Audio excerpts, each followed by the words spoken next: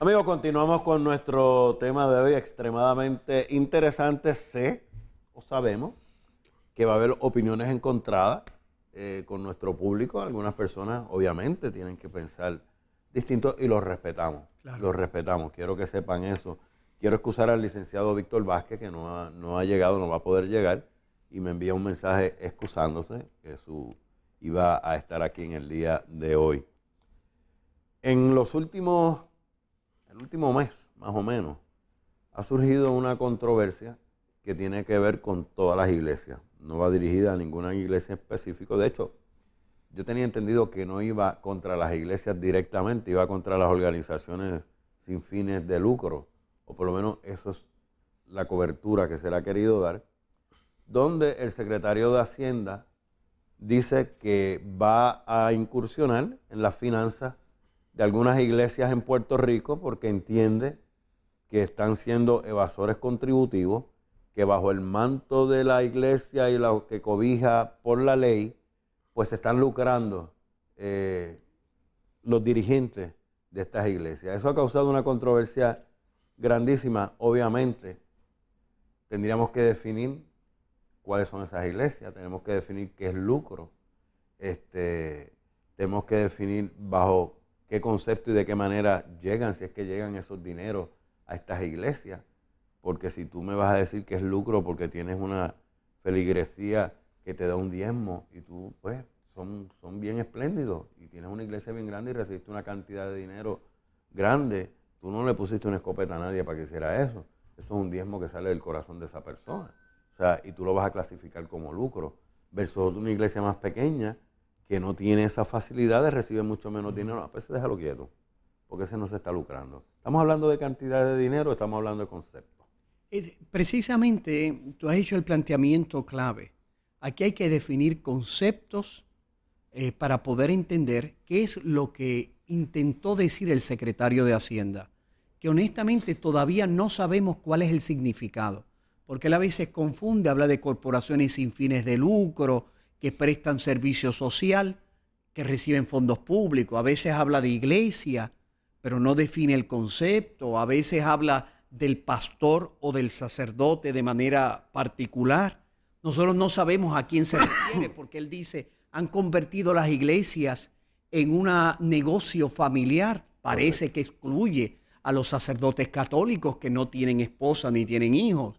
Es decir, lo que él ha creado es una histeria mediática en la cual uno no sabe el alcance y sí vuelve a lacerar las relaciones entre la iglesia y el Estado, porque solo la pretensión de meterse al interno de las instituciones eclesiales para revisar sus libros resulta no solo sospechoso, sino, por decir así, ilegal.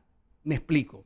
Alguno puede decir, es que algunos están lucrando. De nuevo, a mí me ha preocupado durante estos 3 años de que se crean monstruos imaginarios para violentar, por decir así, nuestras estructuras democráticas y nuestras instituciones constitucionales.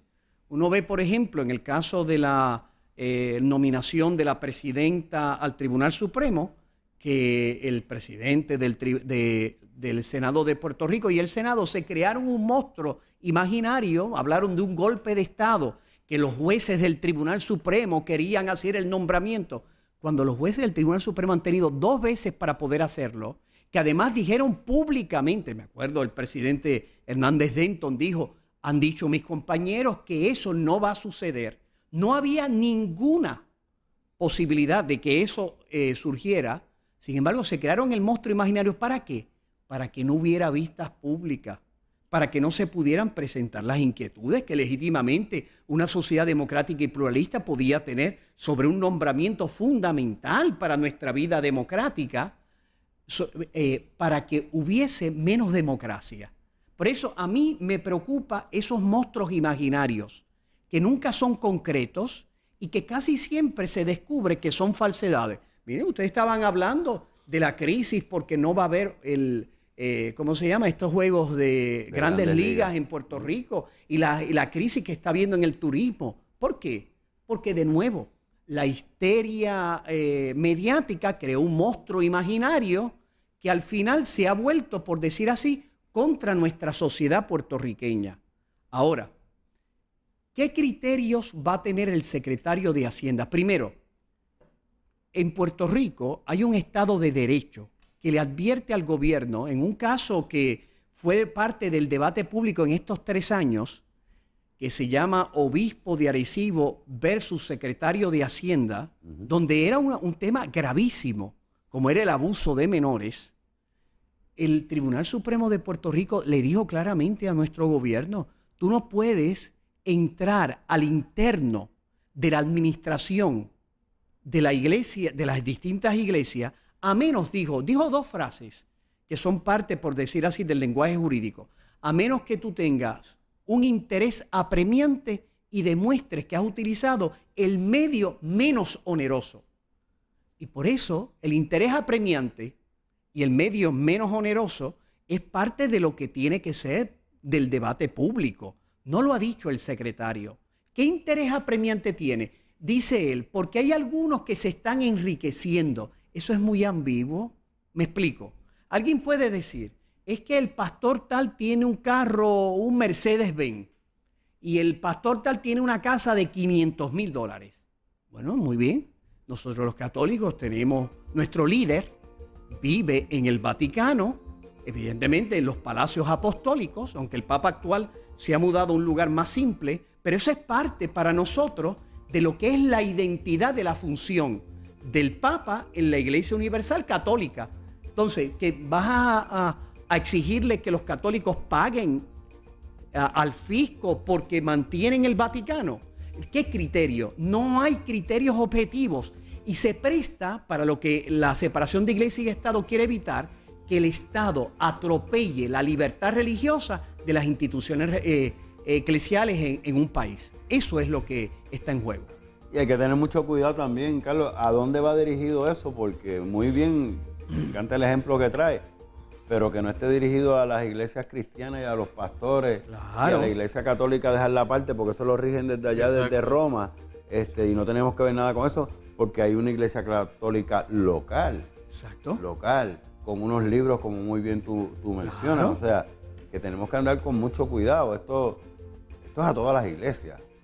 El planteamiento, si es planteamiento objetivo, debería ser a todas las iglesias. Pero de nuevo, él no tiene criterios, porque el meterse a determinar si algo es sin fines de lucro o no, le va a crear dificultades y va a atropellar la libertad religiosa. Porque, digo, él me va a decir a mí, no, esa bombilla que tú pusiste a esa lámpara, eso no es sin fines de lucro. ¿Quién eres tú para determinarle a una institución eclesial cómo tiene que hacer uso de un dinero que no recibe del gobierno y que los fieles libremente le dan a sus iglesias? Amigos, vamos a una pausa, regresamos con ustedes en breve.